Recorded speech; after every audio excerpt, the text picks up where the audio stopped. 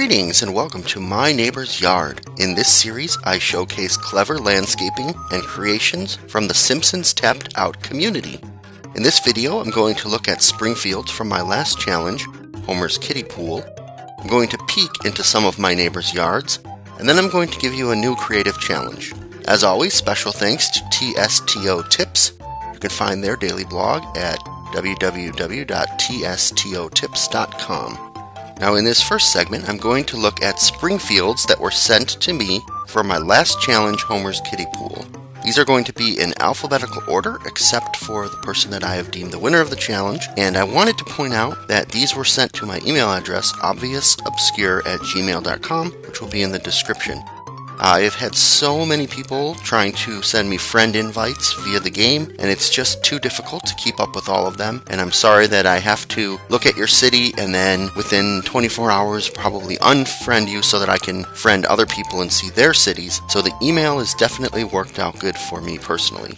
I also want to mention that I'm not going to be able to feature every single image that was sent to me. This community is full of creative ideas, and I love it when something that I've featured on this video gets replicated in other people's towns. In this episode, I'm going to be focusing on the most unique things that I have seen in cities that I haven't seen in the past. Without further ado, the first neighbor's yard I'm looking into is ADIDSA0607, and here we see Homer camped out in front of the Duff Brewery. Seems appropriate.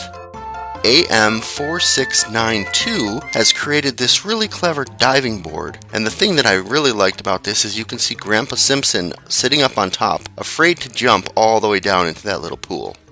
Bradshaw11551 has submitted this multi-tiered lazy river and a very interesting placement of Mount Carlmore behind the kiddie pool. cdgtopper has sent me a number of pictures. This particular one shows Homer's pool up on top of a tower, and cdgtopper is very interested in the little details. You can see that he used brown fences for the tower exterior and white fences for the tower interior. I think the contrast looks great. Here's Cjaytayon's public pool. And here, Cruise2323 has used what I would call the drive-in movie effect to put Homer's pool on a billboard. Homerman43 has put Homer's pool in front of the flower shop and has a rather nice nursery. JohnnyJune55 is one of several people who sent me Homer on his own private island. KarenXYZ has got Homer lounging in front of the Springfield Town Hall, listening to a speech by Mayor Quimby. Here we can see Logan's kiddie pool in front of a volleyball court, and this one was interesting to me just because of the tightness of the build. Paizo15 has placed Homer on an island of ice and fire. Phillip's kiddie pool is a target for Mel's Cannonball. I thought this was rather clever. Rose Agnelia has Homer at a public pool, and Rowan put her Homer in a courtyard that looks rather nice. Sarahandbel have Homer on a small island. And my favorite entry into the Homer's Kiddie Pool Challenge was from 123 Bartman. Now this is a rather extensive build. Up in the top middle you can see King Homer atop his island, and you'll notice other pyramids on this round for Prince Bart and Princess Lisa, and you can see the entire town was actually themed with Homer's antagonist all the way down at the bottom in a negative or an inverted pyramid, which I thought that all of this played really well together, and this is my favorite of this particular video. Now, thank you to everyone else who sent in Homer's Kiddie Pool entries that I did not show. I simply would have to do 4 or 5 of these videos every week just to keep up with you. But I really look forward to what you can create in your Springfield with my next challenge, which I'll talk about in a moment. Alright, so the next section of this video are going to be peeks into my neighbors' yards that don't have anything to do with Homer's Kiddie Pool.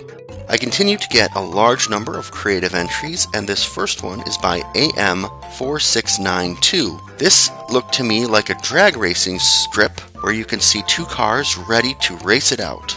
Here's a very simple decoration from Brandon. It's simply a Happy Easter sign. Thank you, Brandon. I hope your Easter was well. Bricka332 sent this rather interesting multi-level hill structure. And we have another mini golf course, this time from Caveman Elliot. I thought the layout of the holes on this one looked rather nice.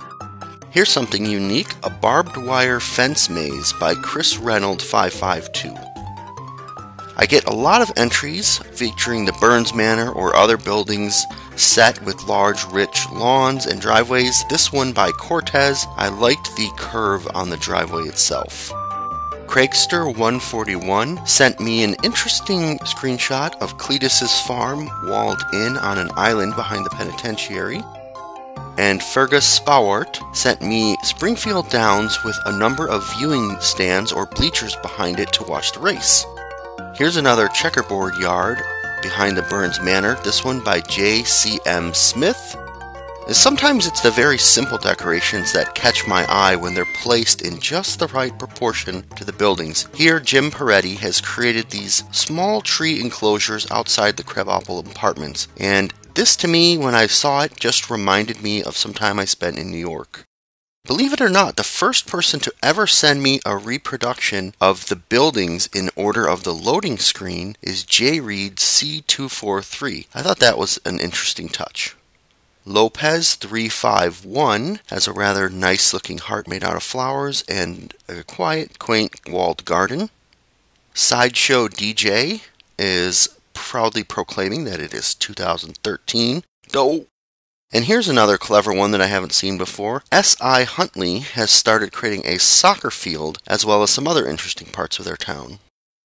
Susan Isaacs has created a Homer Simpson hedge art. I typically see words in hedge art. I think this may be the first character hedge art. And last but definitely not least is Widlert with the retirement castle and 2 gazebos. And again, this one caught my eye because it actually reminds me of the placement of some gazebos that I've seen at a senior community. Alright, so for the next episode, your challenge is going to be to arrange the decorations in your city into some form that replicates a robot. That's right, I want you to use your buildings and decorations to create a robot in Springfield. Now, I think this one will be pretty challenging, but I know what I would do if I was entering this challenge myself. I'll be accepting entries up to Monday, April 19th, 2013, so that gives you about 2 weeks, and that also means that the next episode will most likely be out around the 24th of April.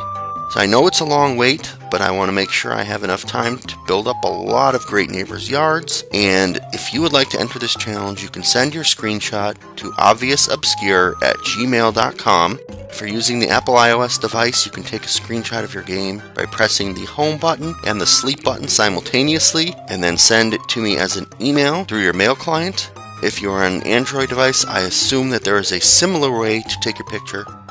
One more thing that is very important, when you send me an email, make sure that you specify the name of your city that you would like me to label it as, because when you take a screenshot of your own city, the name doesn't show up, and I don't want to reveal anyone's name from their email unless that's what you want me to call you.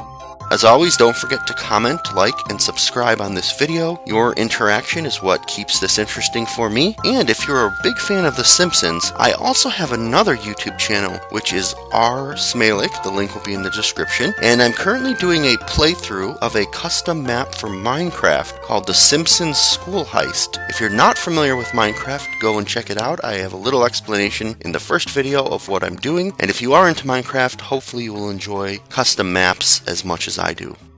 So that is it for My Neighbor's Yard this episode, and I will see you all next time. Cheers!